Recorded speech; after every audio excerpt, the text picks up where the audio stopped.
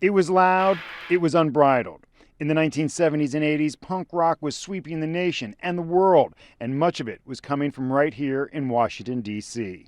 It was a great time. It was a really great time. This was the start of one of the centers of hardcore music. The old Madam's Organ Music Collective on 18th Street was at the center of that movement, an art collective that opened its doors to the punk bands looking for a place to play. Today, it's a cookie store. And it really became ground zero for punk rock in D.C. Members of Minor Threat were there, the Slicky Boys were there, Henry Rollins. James June Schneider chronicles that scene in the film Punk the Capitol, a film he spent 15 years working on, telling the stories of how some of the most influential punk bands came out of D.C. Bands like the Bad Brains and Minor Threat, they really redefined the genre. Another of those bands from D.C. was True Facts and the Insaniacs.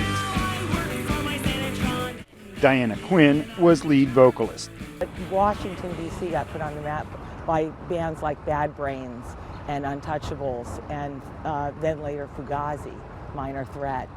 And I think we made our mark and should be respected and loved for that. Punk the Capitol takes you inside DC's punk scene with incredible archival footage that Quinn hopes will expose a new audience to the punk movement. Well, a reboot of the movement would be really great. You can catch Punk the Capitol this weekend at the AFI in Silver Spring. Several musicians featured in the film will be on hand after each showing for panel discussions. We have all the details at NBCWashington.com. Search Punk Rock. In the district, Mark Seagraves, News 4. Next year, the movie will be released on DVD and streaming platforms with additional footage. The original cut of that movie was 7 hours long. The 400 hours of interviews and archival footage shot for the movie will all be preserved in the D.C. Public Library's Punk Archives.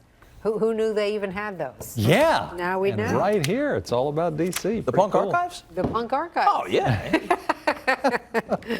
Come on. Doug knew.